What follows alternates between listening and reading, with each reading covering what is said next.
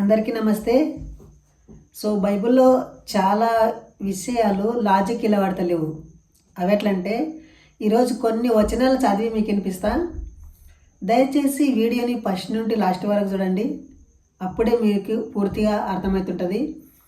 తొందరపడి మీరు క్రిస్టియానిటీలో మాత్రం పోకండి.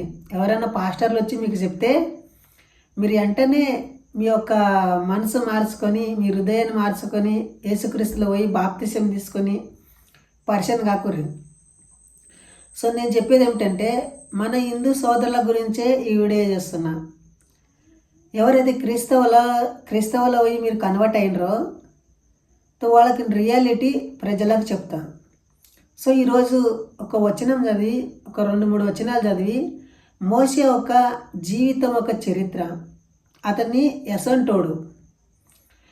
ఈ రోజుల్లో కూడా చాలామంది రాత్రి నా కళ్ళలో దేవుడు వచ్చే నాకు పాస్టర్గా అంటే చెప్పే దేవుడు, నేను పాస్టర్ని అయిపోయినా అని సాక్ష్యాలు చాలా చెప్తుంటారు.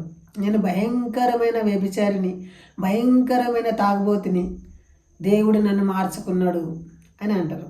ఎందుకంటారు? పని చేయనికే చేతగాక, బ్రతకనికే చేతగాక బైబిల్ పట్టుకొని యేసుక్రీస్తుని నమ్మురి, ఇగో నన్ను మార్చిండు అని చెప్తుంటారు. అవి నిజమైన సాక్ష్యాలు కావు. రియాలిటీ సాక్ష్యాలు ఎట్లా ఉండాలి? యేసుక్రీస్తు ఎట్లా చెప్పిండు? నీళ్ళని ద్రాక్షరసంగా మార్చిండు అంటే ఒక నీళ్ళని ద్రాక్షగా మార్చిండని బైబిల్లో ఉండదు. అలాంటి సాక్ష్యాలు చేయాలి మీరు, అప్పుడే మీ సాక్ష్యము రుజువు అయిపడుతుంది. అందరూ చెప్పగలరు ఇవి దొంగ సాక్ష్యాలు అంటారు. ఒక పుట్టి గుడ్డివానికి యేసుక్రీస్తు కళ్ళు తీసుకొచ్చిండని చెప్తారు. అలాంటి పుట్టి గుడ్డివానికి కళ్ళు ఎవరైనా తీసుకుగలరా? తీసుకురాలేరు. కాబట్టి బైబిల్లో ఎలాంటి ఎరకల సత్యాలు ఉంటాయని చెప్పి మన హిందుత్వాన్ని వదిలిపెట్టి క్రిస్టియానిటీలో కన్వర్ట్ అయితే చాలా మనం మోసపోతాం. మోషే ఒక క్యారెక్టర్ గురించి నేను బైబిల్లో చదివి వినిపిస్తా. దయచేసి వీడియో లెంత్గా ఉండలేదు, ఫస్ట్ నుండి లాస్ట్ వరకు చూడండి. అని హిందువులుగా ఉంటే నాకు సపోర్ట్ చేయండి. ఎందుకంటే క్రైస్తవులకు వ్యతిరేకంగా అనిపిస్తుంటుంది నా మాటలు.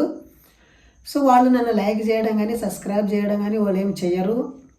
దయచేసి హిందువులుగా ఉన్న మీరు కొంచెం సపోర్ట్ చేసి మన హిందుత్వాన్ని ఎలివేటుకునలే.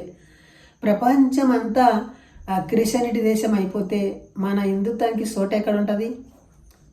దయచేసి ఆలోచించండి. ఈ క్రైస్తవ సోదరులు ముస్లింలకు సువార్త చెప్పారు, ముస్లిం సోదరులకు, హిందువులకి సువార్త చెప్తుంటారు. దాంట్లో మెరకలు ఉన్నాయి. దేవుడు నన్ను మార్చే మిమ్మల్ని కూడా మారుస్తాడు, రండి రండి అంటారు. ఏం మార్చే అంటున్నంటే మీకు ఏమి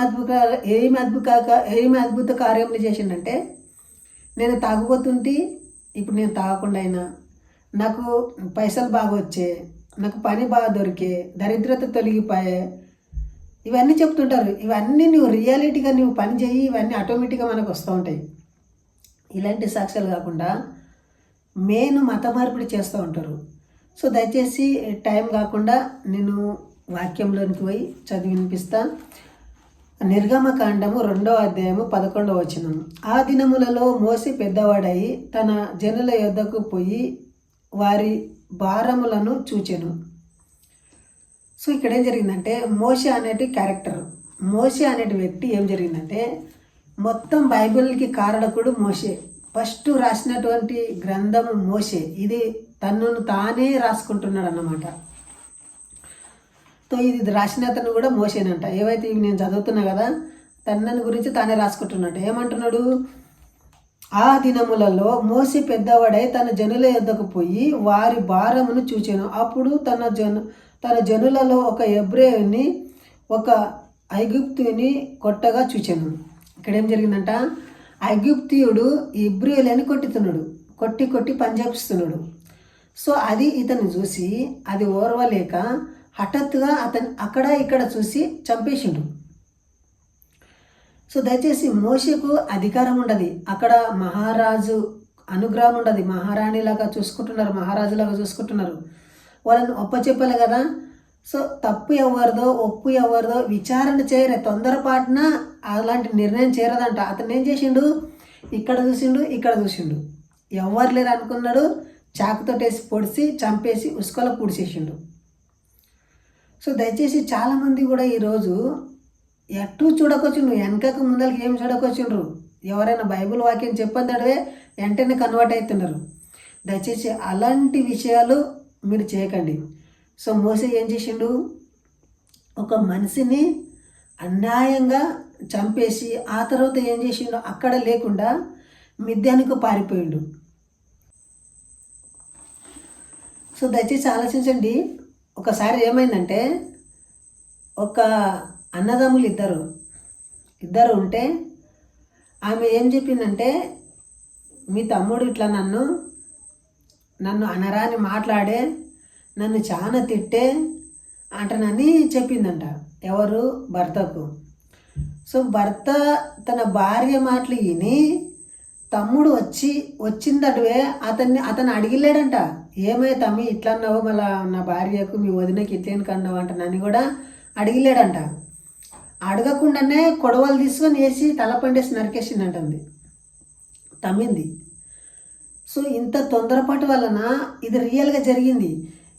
ఇసంటి తొందరపాటు వలన ఆ తర్వాత రియల్గా అర్థమైంది. సో ఈమెనే గయ్యళతనముతో తన మరిదిని ఇష్టానుసారంగా తిట్టి అతని అనరాని మాటలు అన్నీ సాలిన తర్వాత, మీ అన్న చిన్నగా చెప్తాను సంగతి, మీ అన్నతోటి నేను ఒక పని చేపిస్తాంటానని చెప్పి భర్తకు నేర్పి సొంతంగా తమ్మిని చంపిపించింది. సో అలాంటి నిర్ణయం ఆ తర్వాత తప్పు తెలుసుకున్న తర్వాత ఈమె ఏం చేసిందంటే ఆయమ్మని అతను నిడిసిపోయింది. సో ఈ తర్వాత ఇతను ఒక్కడే మిగిలి ఉంటాడు. సో అలాంటి తొందరపాటి నిర్ణయం ఎక్కడా తీసుకునకండి. మన ఈ వీడియోలు ఇనుకుంటూ వండి. సో దయచేసి మీకు తెలియని విషయాలు నేను చెప్తా ఉంటా. మీకు ఏమన్నా తెలియకపోతే నాకు ఫోన్ చేయండి, నేను మీకు వివరంగా క్లుప్తంగా బైబిల్లో ఉన్న అసత్యాలు అన్నీ మీకు చెప్తా ఉంటా.